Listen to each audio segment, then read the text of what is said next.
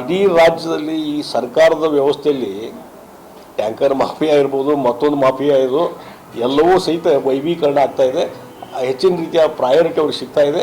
ಆ ಹಿನ್ನೆಲೆಯಲ್ಲಿ ಕೃತಕವಾದಂಥ ಅಭಾವ ಇರ್ಬೋದು ಅಥವಾ ನಿಜವಾದಂಥ ಅಭಾವ ಇರ್ಬೋದು. ಆದರೆ ಇದು ಅಡ್ವಾಂಟೇಜ್ ತೆಗೆದುಕೊಳ್ಳುವಂಥದ್ದು ಈ ರೀತಿಯಾದಂಥ ಲಾಬಿಗಳು ವರ್ಕ್ ಮಾಡ್ತಾ ಇದ್ದಾವೆ. ಅದಕ್ಕಾಗಿ ಸರ್ಕಾರ ಬಿಗಿ ಏನು ನಿಲುವು ತಗೋಬೇಕು ಅದನ್ನು ತೆಗೆದುಕೊಳ್ತಾ ಇಲ್ಲ. ಆ ಹಿನ್ನೆಲೆಯಲ್ಲಿ ಇವತ್ತು ಡಿಸ್ಟ್ರಿಕ್ಟ್ ಅಡ್ಮಿನಿಸ್ಟ್ರೇಷನ್ನು ಇದಕ್ಕೆ ಎಚ್ಚರಾಗಿ ತಕ್ಷಣ ಕ್ರಮ ಕೈಗೊಳ್ಳಬೇಕನ್ನುವಂಥ ಒತ್ತಾಯವನ್ನು ನಾವು ಮಾಡ್ತೀವಿ.